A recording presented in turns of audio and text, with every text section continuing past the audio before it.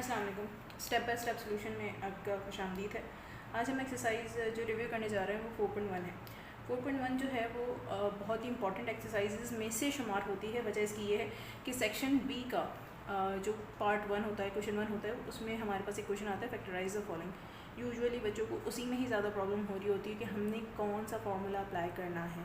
इधर Milton breaking apply करनी है, इधर हमने कंटिन्यू प्रोडक्ट का फार्मूला अप्लाई करना है, इधर हमने परफेक्ट स्क्वायर मालूम करना है, ये इधर हमने कॉमन्स लेने हैं। ठीक है, तो उसमें काफ़ी उनको प्रॉब्लम होती है, तो उसी प्रॉब्लम को आज हम यहाँ पर सॉर्ट आउट करेंगे इंशाल्लाह। ठीक है, अच्छा अब हम लाइन बाई लाइन चलते हैं और मैं आपको यहाँ पर बताऊँगी कि किस तरह से आप सेग्रीगेट कर सकते हो, किस तरह से आप मालूम कर सकते हो कि हमने यहाँ पर कौन सा फार्मूला अप्लाई करना है। ठीक है, example of question number 1 part 1 की, जिसके अंदर हमसे कहता है 3 वेरिएबल है इसके अंदर। आप ये देखें x 4x + 16y + 24z, इसके अंदर हमें ये 3 वेरिएबल दे रहा है। ठीक है, इट मीन्स कि यहाँ पर हमने मिल्टन ब्रेकिंग का फार्मूला अप्लाई नहीं करना। रीज़न क्या है, मिल्टन ब्रेकिंग हम उस सूरत में अप्लाई करते हैं जब हमारे पास कुछ इस तरह की कंडीशन होती है। एक ही वेरिएबल होता है हमारे पास, ठीक है, और उसमें हमारे पास पावर्स जो होती हैं वो डिसेंडिंग ऑर्डर में जा रही होती है। इट मीन्स कि डिक्रीजिंग ऑर्डर होता है, ग्रेटेस्ट टू स्मॉलेस्ट की तरफ जा रहे होते हैं। Take an example of 4.2 exercise question number 3 part 1। इसमें आप देखिए कि x² + 3x - 10, यहाँ पर हमें ये वाला क्वेश्चन दे रहा है। तो इसमें एक वेरिएबल दे रहा था हमें, और पावर जो है वो डिक्रीजिंग थी। लाइक पहले पावर स्क्वायर में आई, देन उसे डिक्रीज़ होकर कोई पावर नहीं होती तो 1 होती है। ठीक है, देन पावर 0, कुछ भी नहीं है तो पावर 0 कंसिडर करते हैं, क्योंकि किसी भी चीज़ की अगर पावर 0 होती है, ठीक है, x की पावर अगर 0 हो गई तो वो हमारे पास 1 के बराबर होता है। किसी भी चीज़ की पावर अगर 0 है तो हमारे पास 1 के इक्विवेलेंट होता है। ठीक है, तो this is an example of middle term breaking. ठीक है, अगर कुछ इस तरह का क्वेश्चन आता है जो एक ही वेरिएबल पे डिपेंड करता हो और जिसकी descending order like greatest to smallest की तरफ वेरिएबल मूव कर रहा हो, तो वहाँ पर हम मिल्टन ब्रेकिंग अप्लाई करते हैं। Now coming to the question 1 again of exercise 4.1 part 1, जिसके अंदर हमें डिफरेंट वेरिएबल दे रहा है। ठीक है, तो अब हम इस वाली कंडीशन के अंदर हम सबसे पहले कोई भी क्वेश्चन आपके पास आता है तो सबसे पहले आपने ये देखना होता है कि इधर इसमें से कोई चीज़ कॉमन आ रही है नहीं आ रही। तो हम अपनी चीज़ों को जो है वो सिंप्लीफाइड फॉर्म में लेकर आने की कोशिश करते हैं। ठीक है, तो देखने के साथ ही हमें पता चलता है all are the multiples of 4। तो यहाँ पर हम जो है इसको सॉर्ट आउट करते हैं, इसको सॉल्व करने की कोशिश करते हैं। ठीक है, तो 4x + 16y + 24z। ठीक है, यहाँ पर हमें जो मिल रहा है कॉमन, दैट इज़ 4। ठीक है, जब हमने 4 कॉमन ले लिया तो इसमें से 4 तो बाहर आ गया। ठीक है, अंदर बचेगा जस्ट x। ठीक है, क्योंकि जब 4 को मल्टीप्लाई करते हैं x से तो वो हमारे पास आ जाएगा 4x, दोबारा से ऊपर वाली टर्म बन जाएगी। ठीक है, plus sign as it is. Then हम कहते हैं 16 के टेबल में 4 कब आता है, सॉरी 4 के टेबल में 16 कब आता है, 4 टाइम्स आता है 4y, प्लस 4 के टेबल में 24 कब आता है, 6 टाइम्स। तो this will be your answer only. ठीक है, ये इतना सिंपल सा आपका आंसर हो गया। ठीक है, इसके अंदर कोई क्यूरी हो तो आप मुझे मैसेज कर सकते हैं, पूछ सकते हैं। कोई भी फैक्टराइजेशन के हवाले से आपको कोई भी इशू हो तो वो भी आप मुझसे इधर टेक्स्ट कर सकते हैं, चाहें तो डिस्क्रिप्शन में मेरा कॉन्टैक्ट नंबर भी है, अदरवाइज़ आप कमेंट के ज़रिए भी पूछ सकते हैं। इसकी क्वेश्चन नंबर 2 पर हम आते हैं। वो हमसे कहता है 3x² + 3x² y + 4x² y² z। Alright, अब इस क्वेश्चन को अगर हम सॉर्ट करने की कोशिश करें, थोड़े से एनालाइज करने की कोशिश करें, again we have more than 1 variable, that is x and y and z। 3 variable हैं इसमें हमारे पास। ठीक है, अब जो हमारे पास फर्स्ट वेरिएबल है या इनमें से कोई भी वेरिएबल जो है वो डिक्रीजिंग ऑर्डर में हमारे पास नहीं आ रहा। ठीक है, तो इसमें हम मिल्टन ब्रेकिंग ऑब्वियसली अप्लाई नहीं करेंगे। अगेन हम देखेंगे इसमें से हमारे पास कॉमन क्या आ रहा है। अगर मैं एनालाइज करूँ तो इसमें मेरे पास जो कॉमन आ रहा है वो x² जो है वो कॉमन आ रहा है। ठीक है, x² इस टर्म में भी है, इस टर्म में भी x² है, और इधर भी हमारे पास x² है। तो यहाँ से हमने क्या करना है, x² को कॉमन ले लेना है।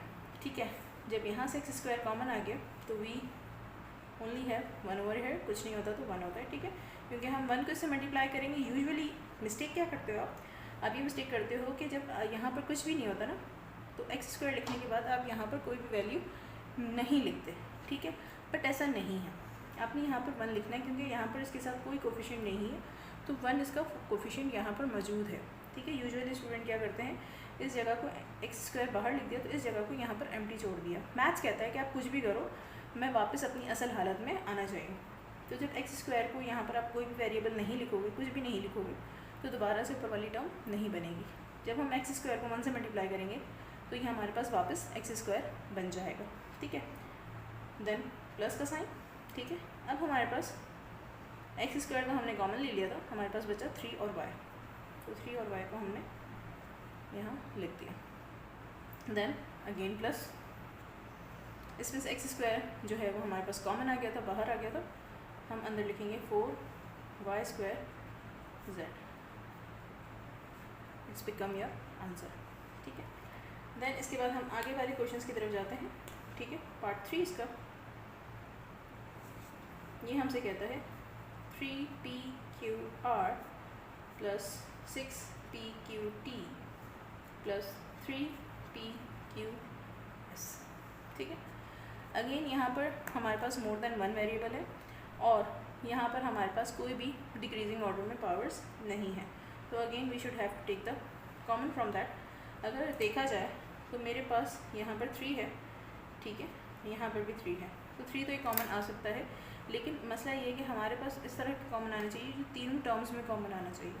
अगर मैं 6 को भी ब्रेक करूँ तो ये ब्रेक हो सकता है 3 × 2 में। ठीक है, 3 2 क्या होता है 6 होता है, तो यहाँ पर हम तीनों में से हमारे पास एक तो 3 कॉमन आ रहा है।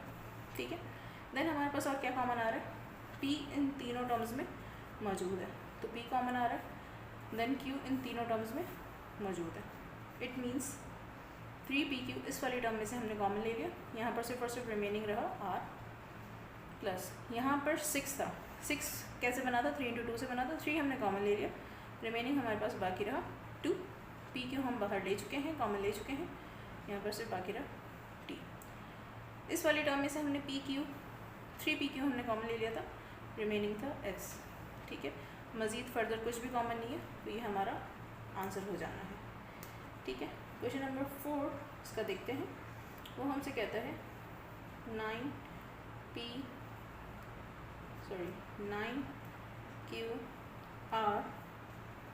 s² minus plus t² plus 18 q² r² s² plus t²। ठीक है, ये देखने में काफ़ी कॉम्प्लिकेटेड लग रहा है, बट यकीन मानिए ऐसा कुछ भी नहीं है। ठीक है, ये 2 टर्म्स है हमारे पास, एक ये टर्म है कंप्लीट, ठीक है, एक ये टर्म है हमारे पास कंप्लीट। अब इस दोनों टर्म्स को अगर हम थोड़ा सा गौर से देखें तो ये वाली चीज़ जो है s² प्लस t², ये यहाँ पर भी है और ये यहाँ पर भी है, तो सबसे पहले तो हमने इसको कॉमन लेकर यहाँ पर लिख लेना है s² प्लस t²। ठीक है, फिर फर्दर देखते हैं हमारे पास क्या क्या कॉमन आ रहा है। यहाँ पर डिजिट में अगर हम देखें तो ये हमारे पास 9 है और ये हमारे पास 18 है। ठीक है, हमें पता है 18 इज़ द मल्टीपल ऑफ 9, 9 2 18 हमारे पास आता है, तो हम ये कह सकते हैं कि 9 हमारे पास कॉमन आ गया, क्योंकि यहाँ से हमने 9 ले लिया और यहाँ से हमने 9 ले लिया, तो ये हमारे पास कॉमन आ गया। देन वेरिएबल की अगर हम बात करें तो यहाँ पर q की पावर 1 है और यहाँ पर q² है। ठीक है, अगर मैं लेम वर्ड में कहूँ तो इसके पास q 1 था और इसके पास q 2 है, तो कॉमन क्या है, एक कॉमन है, तो हमने 1q कॉमन ले लिया, क्योंकि जो दोनों के पास मौजूद होना चाहिए, उसके पास ज़्यादा चीज़ है तो कम चीज़ को हम उसमें से कॉमन ले सकते हैं। सेम एज़ फॉर r, यहाँ पर हमने r कॉमन ले लिया। ठीक है, देन हमारे पास क्या बचता है, यहाँ पर हमने यहाँ से pqr और ये पूरा ब्रैकेट जो है हमने कॉमन ले चुके हैं, तो कुछ नहीं बचा, तो हमारे पास यहाँ पर क्या होता है 1 होता है, जैसे मैं प्रीवियसली इसको एक्सप्लेन कर चुकी हूँ। Plus sign as it is.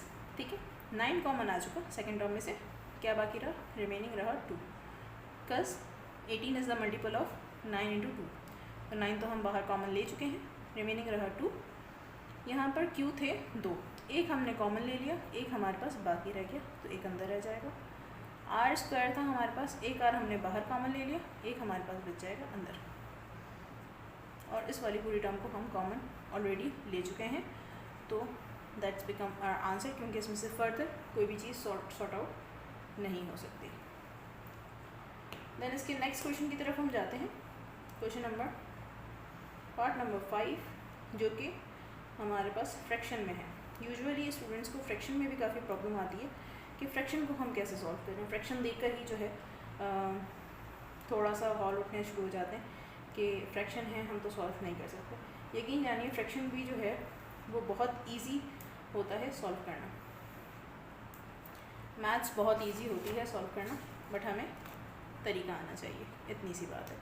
ठीक है, अच्छा सबसे पहले तो हम इसके न्यूमैरेटर्स को देख लेते हैं कि न्यूमैरेटर्स में हमारे पास क्या क्या कॉमन है।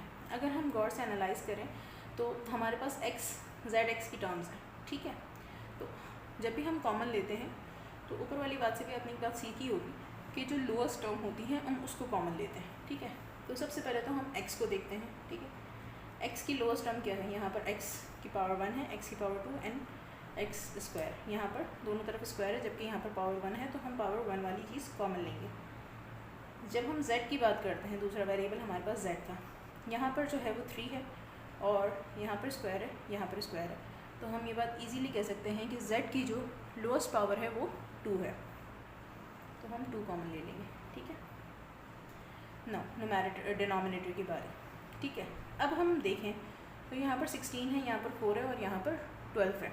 तो अगर हम इसका हाईएस्ट कॉमन देखें कि ये 3 के 3 किसके मल्टीपल हैं। ठीक है, ये 3 जो है 16, 8 और 12 जो है वो 2 के टेबल में भी आते हैं। 2 8 ज़ा 16, 2 4 ज़ा 8, 2 6 ज़ा 12। ठीक है, एक तो ये 2 के मल्टीपल्स हैं। दूसरा अगर हम देखें तो ये किस में आते हैं, 4 के टेबल में आते हैं। 4 4 ज़ा 16, 4 2 ज़ा 8, 4 3 ज़ा 12। ठीक है, इसके अलावा अगर हम देखें तो ये किस कौन से टेबल में आते हैं, इसके अलावा फर्दर किसी और टेबल में नहीं आते। तो जो हमारा हाईएस्ट कॉमन मल्टीपल है वो है 4, तो हमने यहाँ पर 4 कॉमन ले लिया। ठीक है, अब हमारे पास क्या बचता है, न्यूमैरेटर की सबसे पहले बात करते हैं। यहाँ पर 1x था, 1x हमने कॉमन ले लिया। जेड स्क्वायर था, जेड स्क्वायर भी यहाँ पर कॉमन है, तो न्यूमैरेटर में यहाँ पर हमारे पास सिर्फ और सिर्फ 1 बचा। ठीक है, अब इसके डिनोमिनेटर की बात करते हैं। 16 इज़ द मल्टीपल ऑफ 4। ठीक है, ये बनता है 4 4 ज़ा 16, तो 1 4 तो हमने बाहर ले लिया, अंदर बचा सिर्फ एक ही 4, दैट्स इट। प्लस अब हम बात करते हैं न्यूमैरेटर की, अगेन सेकंड टर्म की। एक्स स्क्वायर था, हम जस्ट एक एक्स जो है वो बाहर ले चुके हैं, 2 एक्स थे इसके पास, एक एक्स बाकी। यहाँ पर जो है वो जेड स्क्वायर था, जेड स्क्वायर हम बाहर ले चुके हैं, तो ऊपर से और सिर्फ हमारे पास न्यूमैरेटर में एक्स ही बाकी रहेगा। नीचे की बात करते हैं 8। 8 आता है 4 के टेबल में 2 टाइम्स, 4 2 ज़ा 8। 4 तो हमने कॉमन ले चुके हैं, अंदर बाकी रहा सिर्फ और सिर्फ डिनोमिनेटर में 2। प्लस थर्ड टर्म की तरफ आते हैं।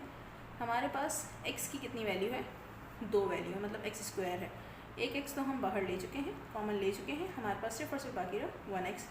1x हमने यहाँ पर कॉमन ले लिया, बाकी हमारे पास रहा z हमने यहाँ पर 2 कॉमन लिए, z स्क्वायर कॉमन लिया है, जबकि यहाँ पर 3x थे, z क्यूब था, तो यहाँ पर हमारे पास सिर्फ और सिर्फ सिंगल x z की वैल्यू बाकी रही।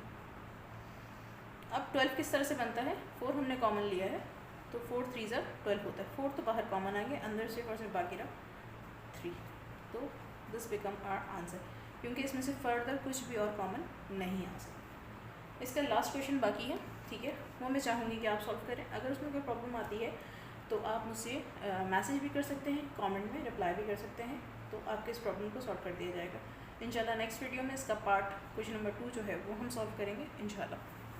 Thank you.